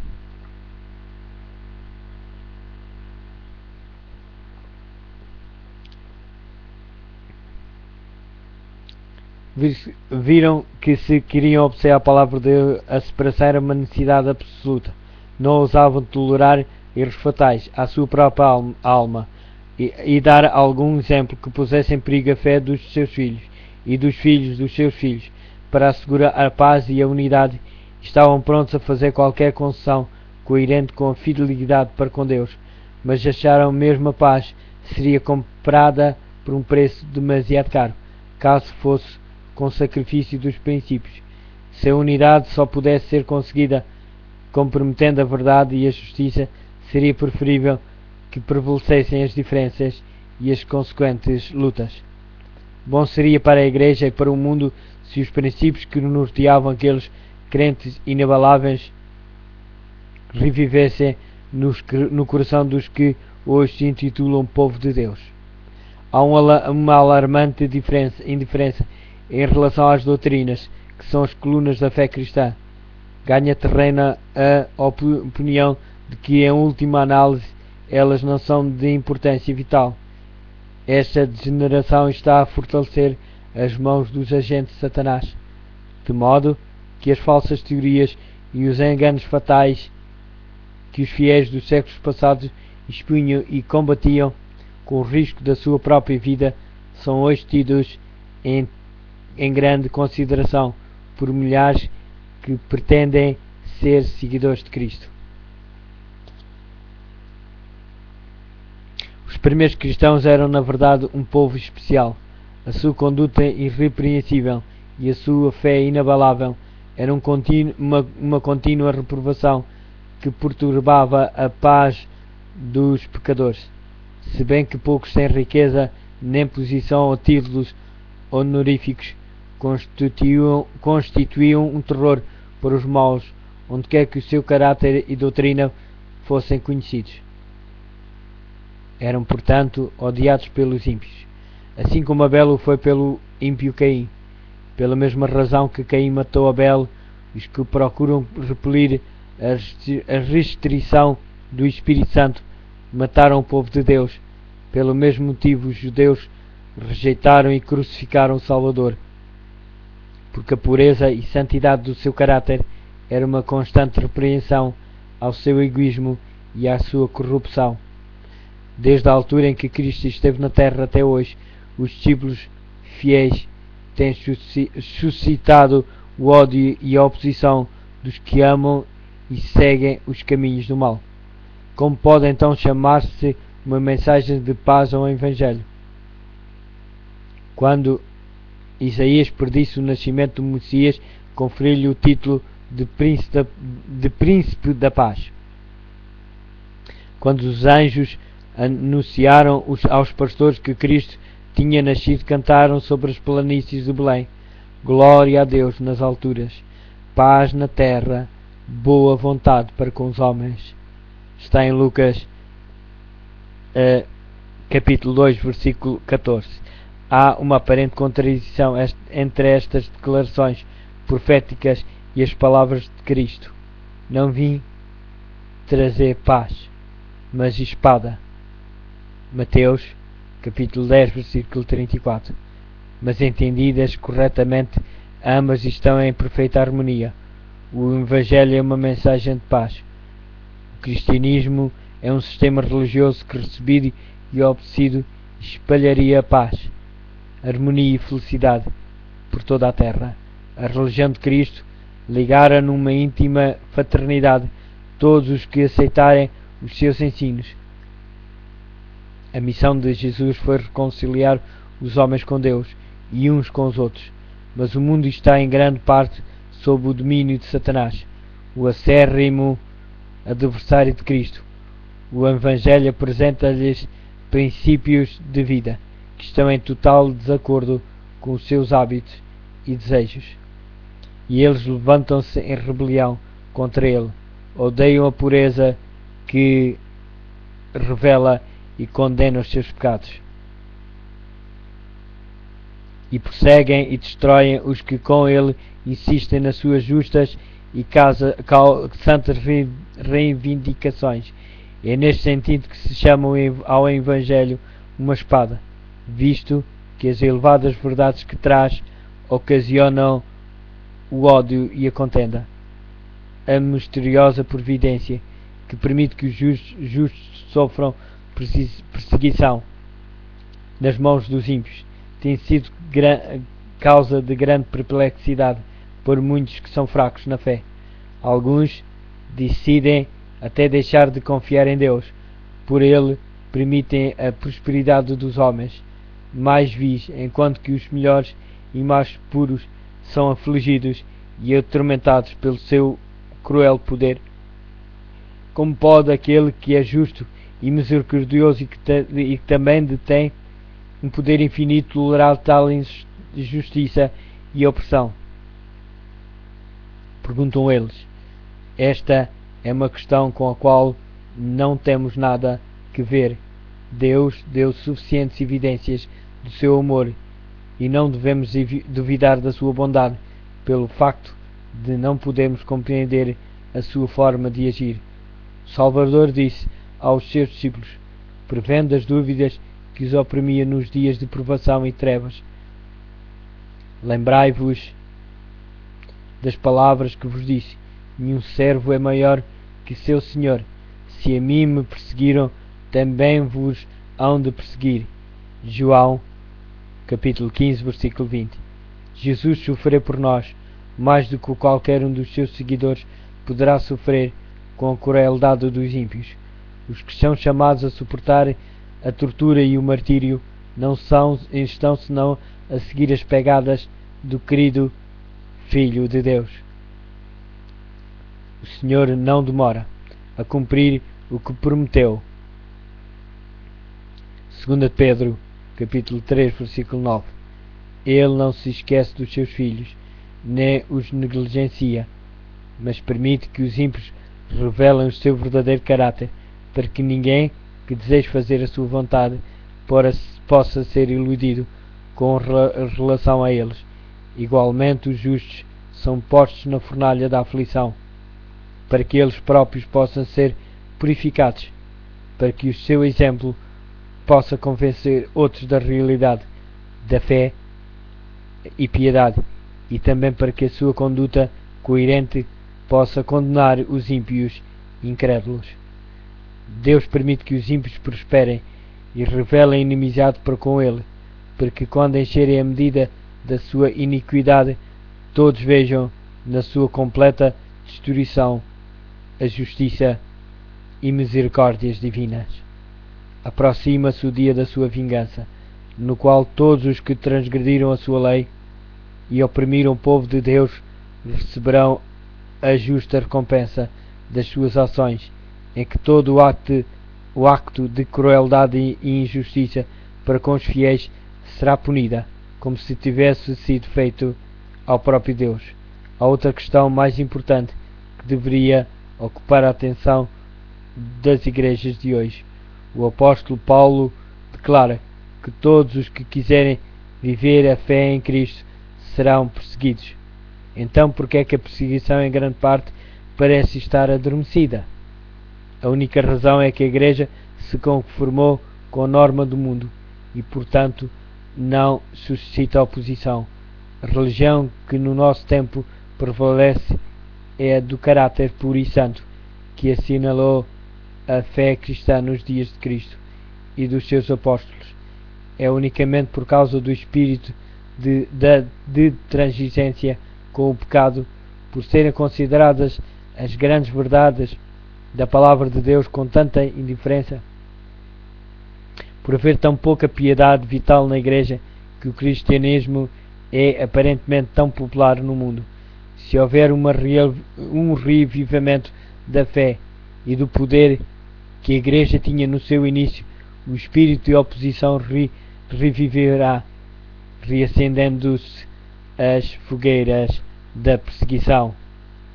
Como diz no início do capítulo,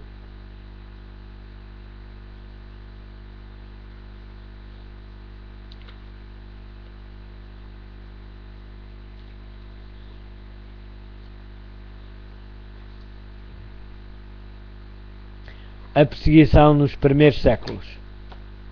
Foi leitura do capítulo número 2 de o livro O Grande Conflito.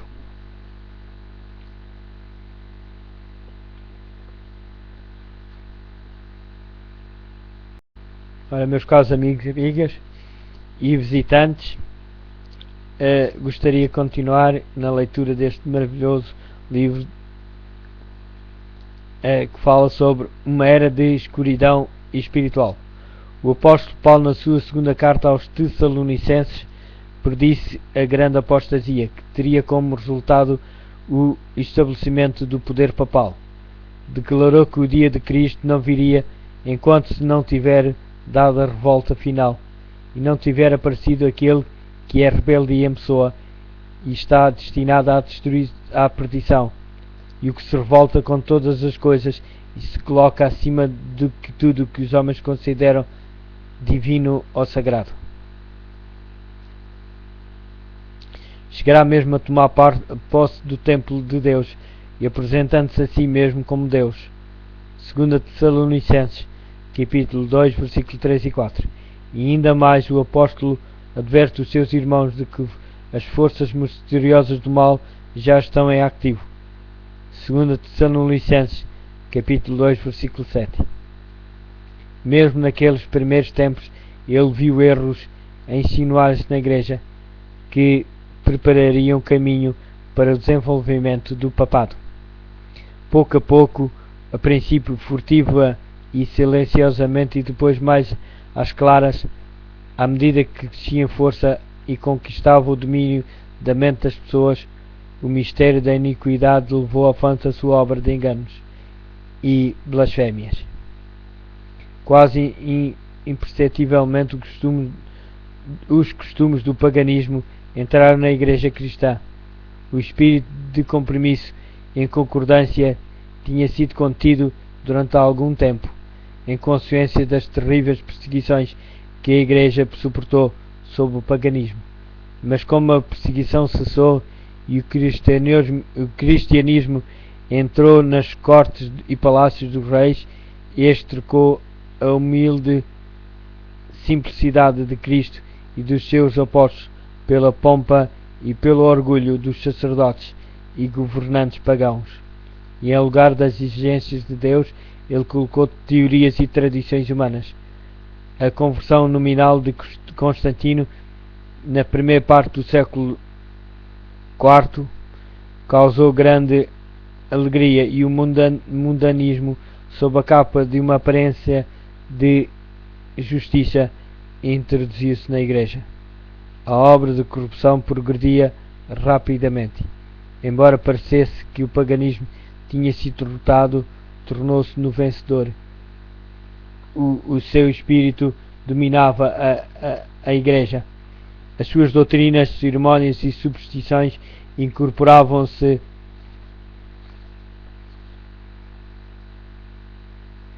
na fé e no culto dos que se diziam seguidores de Cristo. Este compromisso entre o paganismo e o cristianismo teve como resultado o desenvolvimento do homem do pecado. Predito na profecia como opondo-se a Deus e exaltando-se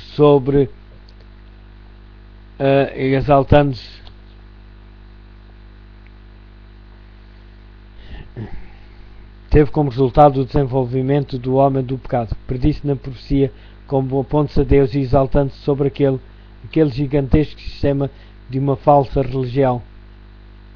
E é a obra-prima do poder de Satanás, monumento aos seus esforços para se sentar no trono e governar a terra segundo a sua vontade. Certa vez Satanás tentou estabelecer o compromisso com Cristo, aproximando-se do Filho de Deus no deserto da tentação e mostrando-lhe todos os reinos do mundo e a sua glória. Ofereceu-se para entregar tudo nas mãos. Para isso bastava que ele reconhecesse a supremacia do príncipe das trevas. Cristo repreendeu o pretensioso tentador e obrigou a retirar-se. Mas Satanás consegue um êxito maior ao apresentar as mesmas tentações ao homem para conseguir vantagens e honras mundanas. A Igreja foi levada a procurar o favor e o apoio dos grandes homens da terra, e tendo assim rejeitado Cristo, foi levado a obedecer ao representante de Satanás, o bispo de Roma. Uma das principais doutrinas do catolicismo é que o Papa é a cabeça visível da Igreja Universal de Cristo, investido de uma suprema autoridade sobre os bispos e pastores em todas as partes do mundo. Mais do que isto, têm-lhe sido dados os títulos da própria divindade. Tem sido intitulado Senhor Deus, o Papa, e foi declarado infalível. Exige a homenagem de todos os homens, a mesma pretensão alegada por Satanás no deserto da tentação. Ainda é pretendida por ele através da Igreja de Roma, e um grande número de pessoas estará pronto para lhe prestar homenagem. Mas os que temem e reverenciam Deus enfrentam esta audaciosa presunção, do mesmo modo como Cristo enfrentou as solicitações do insidioso adversário. Adorarás o Senhor teu Deus e só a Ele prestarás culto. Lucas capítulo 4, versículo 8. Deus jamais deu na sua palavra a mínima sugestão de que tivesse designado algum homem para ser a cabeça da Igreja. A doutrina da supremacia papal opõe-se diretamente aos ensinos das Escrituras Sagradas. O Papa não pode ter poder algum sobre a Igreja de Cristo, a não ser por usurpação. Os romanistas têm persistido em acusar os protestantes de heresia e voluntária separação da Igreja verdadeira. Estas acusações, porém, aplicam-se antes a eles próprios. Foram eles que depuseram a bandeira de Cristo e se afastaram da fé, confiada aos crentes de uma vez para sempre. Está no livro de Judas, capítulo 3, no Novo Testamento. Satanás bem sabia que as Sagradas Escrituras tornariam os homens capazes de discernir os seus enganos e resistir ao seu poder. Foi pela palavra que o Salvador do mundo resistiu aos seus ataques. Em cada assalto, Cristo apresentou o escudo da verdade eterna, dizendo: está escrito. A cada sugestão do adversário opunha a sabedoria e o poder da palavra. Para Satanás poder conservar o seu domínio sobre os homens e estabelecer a autoridade humana, deveria mantê-los na ignorância das Escrituras. A Bíblia exaltaria Deus e colocaria o homem finito na sua verdadeira posição. Portanto, as suas sagradas verdades deveriam ser discernidas e suprimidas. Esta lógica foi adotada pela Igreja de Roma. Durante séculos, a circulação das Escrituras foi proibida. Era vedada ao povo lê-la ou tê-la em casa, e sacerdotes e bispos, sem escrúpulos, interpretavam os seus ensinos de modo a favorecerem os seus objetivos. Deste modo, o chefe da Igreja veio a ser reconhecido como o vigário de Deus na terra, quase universalmente dotado de autoridade sobre a Igreja e o Estado. Depois de removido o seu único obstáculo que podia revelar o erro, as Escrituras, Satanás agiu livremente. A profecia tinha declarado que o papado havia de cuidar em mudar os tempos e a lei. Daniel, capítulo 7, versículo 25. Para cumprir esta obra não foi vagarosa, com o objetivo de proporcionar aos pagãos convertidos algum que substituísse a adoração de ídolos e promover assim a sua aceitação nominal do cristianismo. Foi introduzido no culto cristão gradualmente a adoração das imagens e relíquias. O decreto do Concílio Geral estabeleceu por fim esse sistema de idolatria. Para completar esta obra sacrilégia, Roma pretendeu eliminar da lei de Deus o segundo mandamento, que proíbe o culto das imagens, e dividir o 10º mandamento para poder conservar o seu número. Este espírito de concessão ao paganismo abriu caminho para um desrespeito ainda maior pela autoridade do céu.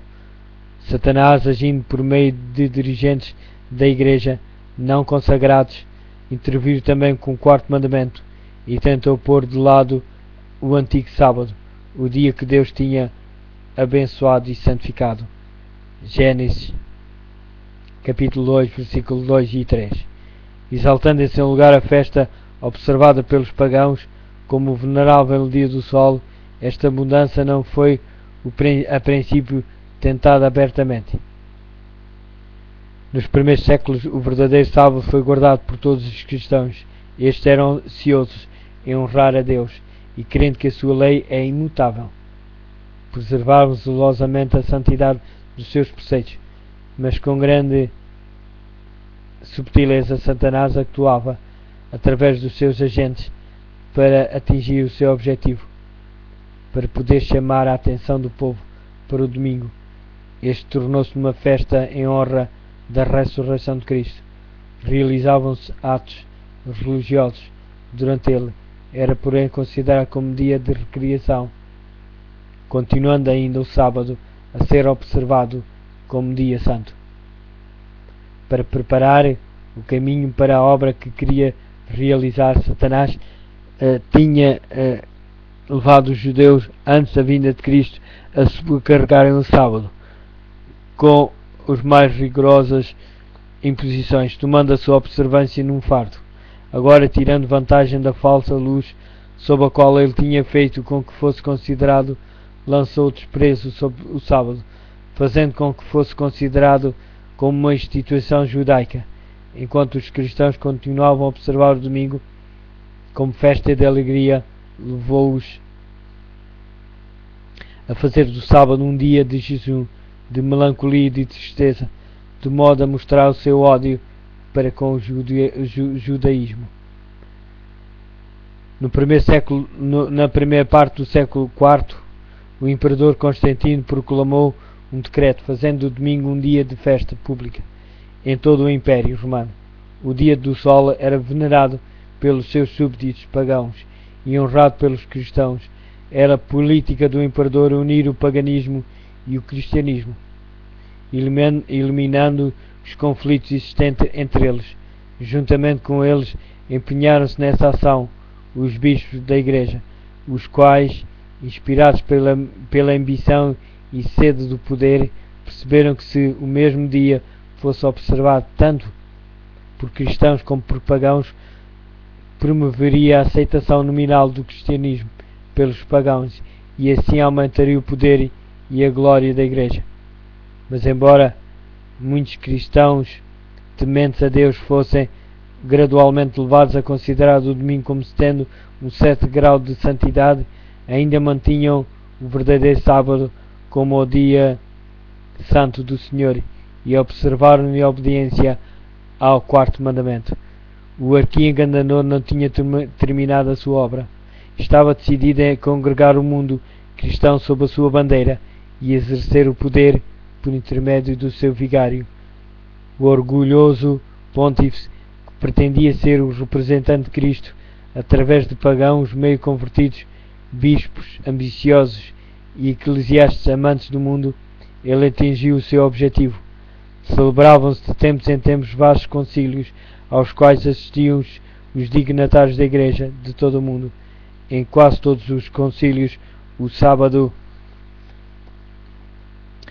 que Deus tinha instituído era rebaixado um pouco mais, enquanto o domingo era exaltado em idêntica proporção. Assim, a festa pagã veio finalmente a ser honrada como instituição divina.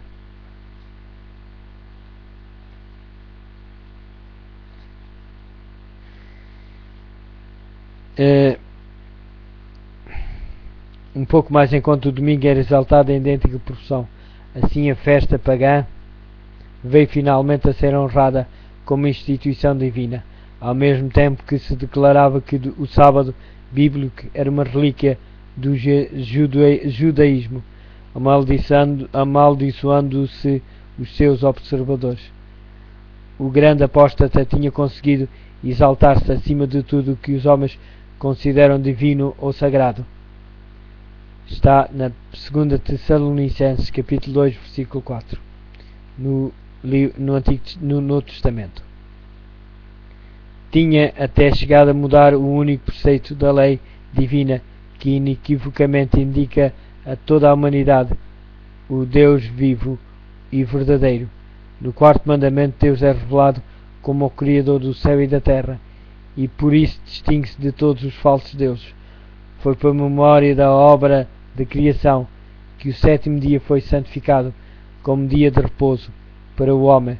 Destinava-se a conservar sempre diante da mente humana o Deus vivo como a fonte de todo o ser e objeto de reverência e culto. Satanás esforça-se por desviar os homens da sua aliança com Deus e de prestarem obediência à sua lei. Portanto, dirige os seus esforços especialmente contra o mandamento que aponta para Deus como o Criador. Os protestantes que hoje insistem que a ressurreição de Cristo no domingo fez desse dia o sábado cristão. Não existe, porém, evidência bíblica para isso. Nem Cristo, nem os seus apóstolos conferiram tal honra a esse dia. A observância do domingo como instituição cristã teve origem nas forças misteriosas do mal. 2 Tessalonicenses, capítulo 2, versículo 7, que já no templo de Paulo tinha começado a sua obra. Onde e quando é que o Senhor adotou este filho do papado? Que razão válida se poderá dar para uma mudança que as Escrituras não sancionam?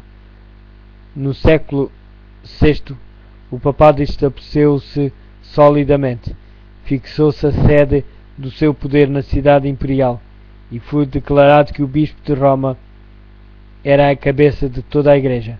O paganismo cedeu lugar ao papado. O dragão dera à besta o seu poder, o seu trono e a sua grande autoridade.